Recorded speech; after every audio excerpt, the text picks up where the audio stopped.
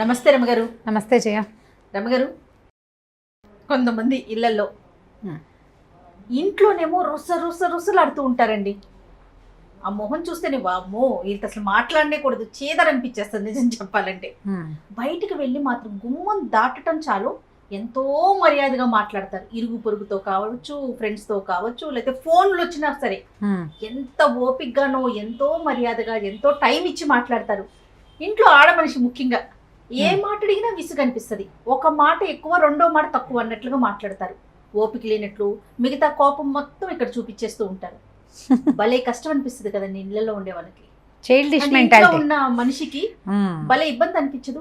ఇప్పటిదాకా నువ్వు అంత ఓపికగా ఫోన్లో గంటలు మాట్లాడుకున్నావే, ఇంట్లో ఆడమనిషి ఒక మాట అడిగేసరికి కొంతమంది అలా ఉంటారు. అవునండి, చైల్డిష్నెస్ అనుకుంటాను నేను దాన్ని. ఎందుకంటే పిల్లలే బయటికి వెళ్ళి భలే ముద్దుగా ఉంటారు అందరి ఇళ్లలో, బాగా బుద్ధిమంతులాగా. చాలా ప్రెషర్ని, స్కూల్లో కూడా చాలా కామ్గా ఉంటారు. ఇంటికి వచ్చి ఇల్లు పీకి పందిరేస్తారు. ఎంత పిచ్చి గోల్ చేస్తారో, ఎంత పేచీ పెడతారో, ఎంత ఏడుస్తారో. వీడు పేచీ పెడతాడు, వీడు అల్లరి చేస్తాడు అని చెప్తే మిగిలిన వాళ్ళు నమ్మరు. వాడు ఇంట్లోనే ఉంటాడు, అట్లా టేకెన్ గ్రాంటెడ్గా తీసుకుంటాడు తల్లిని. అమ్మ దగ్గరికి ఏదైనా చేసేయచ్చని. అదే మనస్తత్వం పెద్ద అయ్యాక ఇలా పెళ్ళాల దగ్గర బిహేవ్ చేస్తారని అనిపిస్తుంది నా మటుకు. నాకు అట్లా అనిపిస్తుంది జయ. వాళ్ళకి ఏంటంటే బయట అణుచుకుంటారు ప్రెషర్స్, అక్కడంతా నటిస్తారు అంతే. నటించి ఇంట్లో ఉన్న ఇది చూసావా, ఈ బొమ్మ అది మనిషి కాదు, మనసు ఉంటుంది, దానికి ఏముండవు. అది మన సొంతం, మన వస్తువు. దాన్ని మెడ కూడా విరిచేయచ్చు మనం. చిన్నపిల్లలు బొమ్మను చేస్తారు చూడు, నా బొమ్మ నేను విరుచుకుంటానని అట్లా బిహేవ్ చేస్తారు. మగవాళ్ళల్లో చాలా మందిలో ఇలా ఉంటుంది. ఎవరితోటైనా నవ్వుతూ మాట్లాడటము, ప్రైజ్ చేయటము, మర్యాదగా సమాధానం చెప్పటం. అదే భార్య అడగంగానే రయ్యమంటాం, ధుమధుమలాడడం, కసిరి కొట్టేయటం. మాటల్లోనే కసురు. రెండోసారి ఏ ప్రశ్న రెండోసారి అడిగితే కుదరదు. ఏదైనా కావాలని రెండోసారి అడగకూడదు వాళ్ళని. ఏమిటి ఇలా ఎందుకు చేశారు అని ప్రశ్నించకూడదు. అసలు ప్రశ్నలు ఎదుర్కోరు వాళ్ళు. ఈ ప్రశ్నలు ఎదుర్కోలేని వాళ్ళు ఏంటంటే బయట చాలా ప్రశ్నలు ఎదుర్కోవలసిన వాళ్ళే ఉంటారు. చాలామంది జనాలకు దొరుకుతారు వాళ్ళు. అక్కడెక్కడా వాళ్ళ ప్రెషర్ని బయట పెట్టలేకపోతారు. మొహమాటము, ఇన్హిబిషన్స్, భయము, భయస్థులు వాళ్ళు ఏం చేస్తారంటే ఇట్లా ఇంట్లో పడతారు. ఇది ఈజీ కదా, నటన కదా రమ్మగారు. అదంతా నటించటం అనుకోకూడదు జయ. మానసికమైన దౌర్బల్యాలు అవన్నీ. ఇప్పుడు మానసిక రోగమేనా? రోగం అనకూడదు దాన్ని. రోగం వేరు, రోగం చాలా జబ్బు కదా. ఇది ఒక రకమైన దౌర్బల్యం, దుర్బలత్వం, వీక్నెస్ని నీరసాన్ని జబ్బు అంటామా మనం? అనలేకపోతాం. వీక్నెస్ని జబ్బు అనగలమా? అనలేము. అది ఏ డిసీజ్ కాదు. అది సరిగ్గా చేస్తే సెట్ అయిపోతుంది. సెట్ అవుతుందా? మరి సెట్ చేసుకోవాలి, నీకు చేత కావాలి అది. ఇప్పుడు ఎవరైతే మగవాళ్ళు ఇట్లా ప్రవర్తిస్తారో వాళ్ళు ఎవరికైనా ఆన్సరబుల్ అయినప్పుడు, సమాధానం చెప్పాల్సి వచ్చినప్పుడు అక్కడ చెప్పలేకపోయారనుకో, అణుచుకుని ఉంటారు. చాలా మృదువుగా మాట్లాడతారు వాళ్ళతో. ప్లీజ్ రేపు చేస్తాను, కనుక్కుంటాను, నేను చూస్తాను అంటారు. అదే ప్రశ్న ఇంట్లో రాగానే అక్కడ అణిచిన ప్రెషర్ ఉంచావా లోపల లావా ఉడుకుతూ ఉంటుంది. అది ఇక్కడ వచ్చేస్తుంది బయటికి. అది నటన కాదు, జబ్బు కాదు, కేవలము ఆ వీక్నెస్. ఆ పరిస్థితుల్ని ఫేస్ చేయలేక, ఎవరికైనా సమాధానం చెప్పలేక, అలాంటి పరిస్థితుల్లో ధైర్యంగా ఉండలేక, పరిస్థితుల్ని హ్యాండిల్ చేయలేక అణుచుకున్న ప్రెషర్ అంతా ఇంట్లో బయట పెడతారు. అది ఎప్పుడైనా ఒకసారి ఇంట్లో బయట పెడితే ఆ వీక్నెస్ని, సరే ఏదో బయట పాపం తనకి డిస్టర్బెన్స్ ఉంది, ఏం చేస్తారులే సర్దుకోవటానికి ఆడమనిషికి అవకాశం ఉంటుంది. ఎప్పుడు అలాగే ఉండే వాళ్ళతో ఎట్లా? క్రమంగా అలవాటు చేసేసుకుంటారు దాన్ని. ఇంటికి వచ్చి రుసరుసలాడచ్చు, దుమదుమలాడచ్చు, అయినా కూడా నాకు భోజనం నడిచిపోతుంది, నాకు మిగిలిన వ్యవహారాలన్నీ నడిచిపోతాయి, ఇల్లు నడిచిపోతూనే ఉంటుంది. అదే ఆ పెళ్ళాం వెనక్కి తిరిగి ఏ అట్లగాడ పెట్టారు రెండు వడ్డిచ్చింది అనుకో, ఇంట్లో కూడా మాట్లాడకుండా ఉంటారు. చేయలేకపోతారు అట్లా. మగవాళ్ళు దుమదుమలాడుతుంటే ఆడవాళ్ళకి ఏం కాళ్ళు చేతులు ఆడవు, ఏం చేయాలో తెలియదు. పైగా పిల్లలు ఉంటే, ఎవరైనా పెద్దవాళ్ళు ఉంటే, ఎవరి ముందైనా కసిరి కొడితే పిక్క చచ్చిపోతారు. కసిరి కొట్టేసరికల్లా అవమాన భారం తట్టుకోలేకపోతారు. ఈ అవమానాన్ని తట్టుకోలేక ఆడవాళ్ళు చాలా ప్రెషర్కి గురవుతారు జయ. మగవాళ్ళకి వాళ్ళకి ఎట్లా ఉంటుందంటే, చాలామందికి నేను చక్కగా మంచి ఇల్లు తీశాను, నగలు కొంటాను, బయటికి తీసుకెళ్తాను, బయట భోజనాలు చేపిస్తాను, బాగా కొనిపెడతాను, అన్నీ అమర్చాను, 2 పిల్లలు ఉన్నారు, ఏం కావాలి దీని జీవితానికి? నేను ఏదో అద్భుతం చేసేసాను, నేను అవన్నీ చేస్తా. తను విసుకోవటము, తను అట్లా కసిరేయటము ఈ ఆడమనిషి మీద ఎలాంటి ఇంపాక్ట్ని చూపిస్తుంది, ఆ అమ్మాయి ఆ ప్రెషర్ని ఎక్కడ బయట పెట్టుకుంటుంది అనేది అర్థం చేసుకోరు జయ. 50% ఆడవాళ్ల తాలూకు బీపీలకి, స్పాండిలైటిస్కి, తర్వాత రకరకాల అనారోగ్యాలు, తొందరగా డయాబెటీస్ రావడానికి ఇది కారణం. బయట పెట్టుకోలేకపోవడం, ప్రెషర్ని, ఆ ప్రెషర్ వీళ్ళే తీసుకోవాల్సి వస్తుంది. పనులు తప్పవు, పిల్లలు తప్పరు, పిల్లల్ని చూసుకోవద్దు. శారీరకంగా కొంత ప్రతి నెలా వచ్చే బలహీనత కొంత ఉంటుంది. ఇంత కసిరి కొట్టిన వాడితోటి మామూలుగా ఉండాలంటే ఎంత దించుకుపోవాలి లోపల, ఎంత కష్టం. కసిరేసినా మళ్ళీ మామూలుగా ఉండి తిండి అమర్చి పెట్టాలంటే మనకు కూడా విసిరేసే అవకాశం వస్తే బాగుండు అనిపిస్తుంది.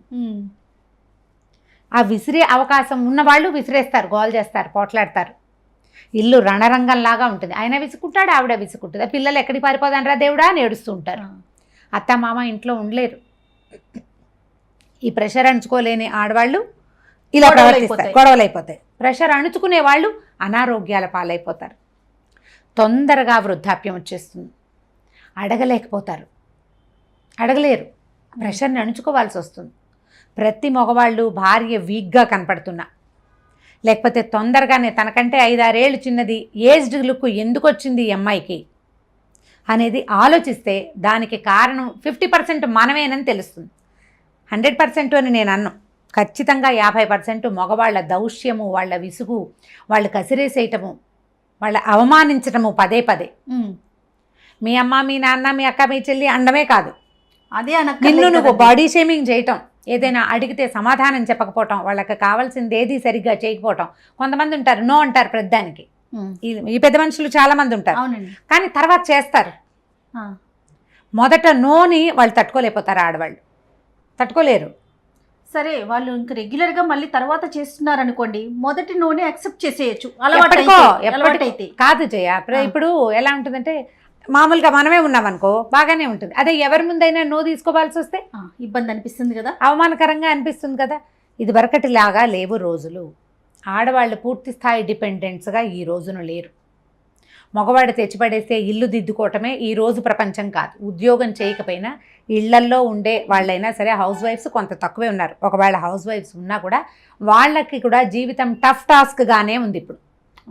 ఈ కరెంటు బిల్లులు, వాటర్ బిల్లులు, ఈ పిల్లల స్కూళ్ళు, వాళ్ళ పేరెంట్ టీచర్ మీటింగ్స్, పిల్లల తాలూకు క్లాసులు, వాళ్ళ ట్యూషన్లు, వాళ్ళ కోకరికులర్ యాక్టివిటీసు, దైనందిన జీవితం ఒక యుద్ధంగా ఉంది ప్రతి వాడికి.